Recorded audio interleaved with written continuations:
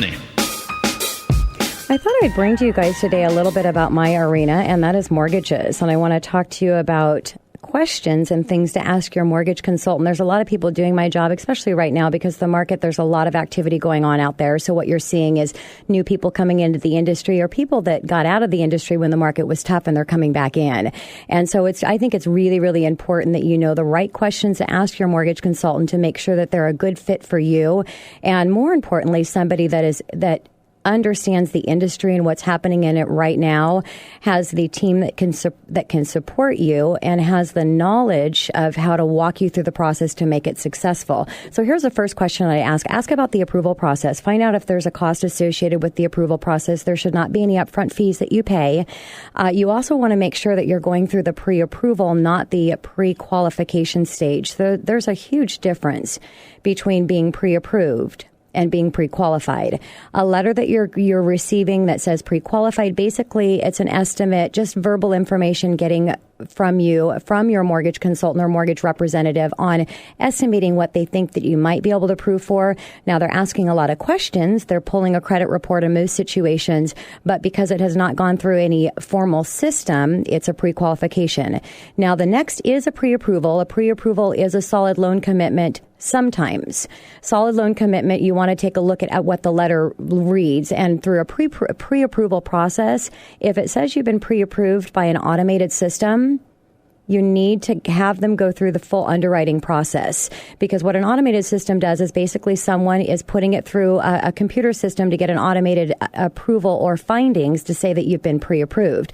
The problem with this is it's based on data entry or data integrity. So if your mortgage consultant doesn't know the information that they're putting in there and it's actually correct, they're reading something incorrectly, they're not sure how to calculate income correctly because they're not an actual underwriter, that can cause some really big challenges when it comes time to move forward for closing. Now, a true approval should have that it's gone through the underwriting process and everything's been completed outside of appraisal and title, anything related to the property. Now, it's important to understand when you're pre-approved based on the information provided at loan application. So just because you have a solid loan commitment doesn't mean that you're going to get that mortgage if you've made any changes at all to your current financial situation. So it's really important to understand that it's only as good as the information provided at loan application. So you need to make sure if there's changes to your employment, liabilities, assets, or anything like that, you're checking with your mortgage consultant first prior to doing that.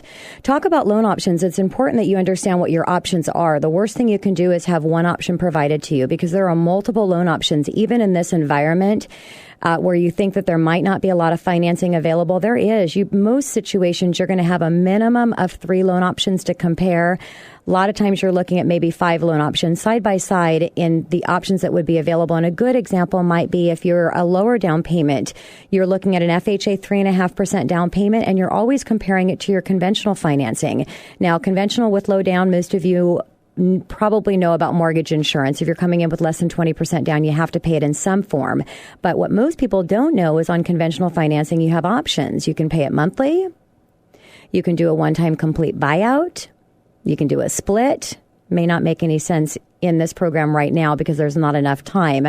But pick up the phone and call me and I can get you the information on that. Most important to understand is there's options and you want to make sure that you're looking at all of them. The worst mistake that you can make is to close on a mortgage and find out that a coworker or a friend or family member went with another loan and you're questioning yourself whether you chose the right program or not. So you want to make sure that you're looking at all of your options. Mortgage insurance is a big one to make sure that you're looking at the difference there. Now, also on cost, there are not necessarily as much a difference in closing costs from one lender to another. Maybe you could talk a few $100, $500, $900, let's say worst case scenario from one lender to the next on actual closing cost. That's not really what you're comparing. What you're comparing is you're comparing the options that are going to be available to you in the process. But here's what a lot of people don't understand with closing cost. There's a multiple of options that you have to choose from in cost structures, as well as multiple interest rates that you can choose from. So let's use today as an example. I'm not quoting any interest rates. Obviously, it's based on a lot of different qualifying factors, but let's just say that an interest rate at 4%. You can get an interest rate of 4%, which is under what the market rate is going for right now today. Maybe the market rate is closer to 4.25%. 4% might be paying additional points to buy it down. 4.25% being at a par to market interest rate. But actually, you can take a 4.5, maybe 4.75% interest rate. 4.75% being a no closing cost loan. So you're getting all of your different cost structures lined out to make a decision on what the best financial choice is for you, and cost structure on interest rates. So you want to look and make sure that you understand that. Ask your mortgage consultant how long that they've been in the industry. Now, you got to get a start somehow. I've been doing this for almost 20 years, and how I got through my first 12, 24 months in the industry, I have no idea. But thank you to my clients that gave me a chance. Thank you to referral sources that gave me an opportunity. But it was rough. And I think I just I was naive in the process of even not knowing what I didn't know. Almost 20 years later, I realized that you really have to work with somebody that has experience. I would say minimum 5 years is a good amount of time that they've done enough loans to really understand how the process works. I'd also ask who they have supporting them. Now, not to say that every mortgage consultant has to have a support team behind them, but it gives you an indicator as far as, number one, are they doing a lot of business and trying to do it on their own? I think that can be a real issue to get into, because there's a lot of things that are happening during the process. Or if they are on their own and they don't have a support team, then maybe that's because they're not doing a lot of volume, and that might be an answer there for you as well.